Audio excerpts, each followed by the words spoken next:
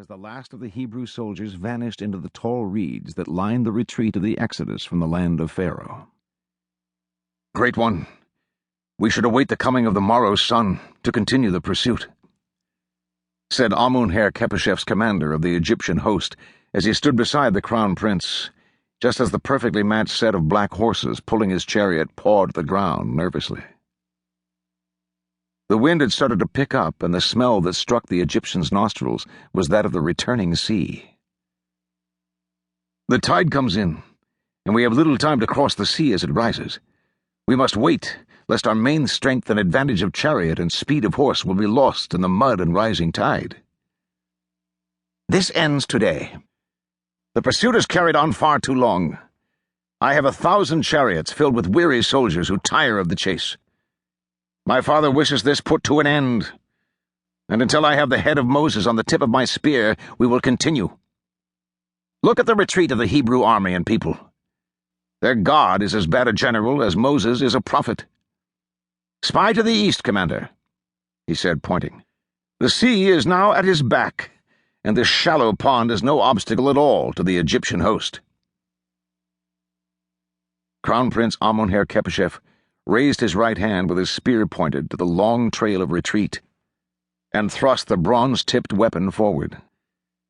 The action brought the thunderous roar of 2,000 horses to action as the first of the charioteers rode into the low floodplains of the Sea of Reeds. For almost an hour and a half, the grand army of Ramesses II chased the remains of the fleeing Hebrew nation into history and legend. The charioteers rumbled through the quickly drying mud and sand. The wind was now nearing gale force, and the many soldiers of Ramesses II knew the day had turned to an evil portent of things yet to come. Prince Amun-Her-Kepeshef's chariot was in the middle of the fast-moving units as they pursued the rear elements of the Israelites. The horses were tiring as they fought for footing in the drying seabed. Mud covered most of the soldiers' bodies and equipment of war, and the well-trained army was now growing as weary as their animals as they became weighted down by the sticky, thickening mud. Without warning, the lead chariot started slowing, and as Crown Prince Amun-Her-Kepeshef's chariot followed suit, he saw the reason for the abrupt halt. The first light waves of the returning sea splashed among the horses' hooves and the wheels of the chariots. A nervous flutter flitted through the 4,000 soldiers of the Egyptian host. The rumors of the strange abilities of the Hebrew prophet had slithered down to every man, woman, and child of Upper and Lower Egypt. Most of the soldiers had the deep-seated conviction that they would never see the Nile River after this day. "The tide is coming in, Great One. We must turn and await a better time to cross," said his general of the host as the horses started to rear up against the fast-rising sea. "I can see the trailing elements of the traitor's animal herd.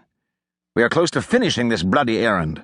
It ends here. It ends today," Amun-Her-Kepeshef said again, as his brown eyes flashed in the dying light of day. "These ungrateful people will pay for the lives lost, and the traitorous way in which they have treated my father, and the land that sustained them for centuries." As he spoke, the wind died as quickly as it had sprung up, and then they heard the rush of water as it covered the lower half of the chariot's wheels. The force of the returning sea frightened the battle-hardened soldiers of Pharaoh's army until they were told that the salt water would rise slowly for the next 3 hours and never achieve the depth they need fear. The Crown Prince knew then that they would have the time needed to do their butchery before the sun had set that day. The prince ordered the pursuit to continue, as the sun became hidden behind the black and ominously roiling clouds that now covered the sky from east to west and north to south. The pitch-black heavens in the late afternoon were something the men of Pharaoh's army had never seen before the coming of this day. The clouds seemed to be spinning in a terrifying rush to close off the heavens from the sight of men. As the prince looked around him, he saw the thousands of horses of the army start to stomp at the water and shy away from the approaching tide of the returning sea. "Great One, there to the east, look!" his general called out as he tried to pierce the sudden darkness of the false night as he fought the reins to control the matched black horses. Off to the east, on a small rise of land that was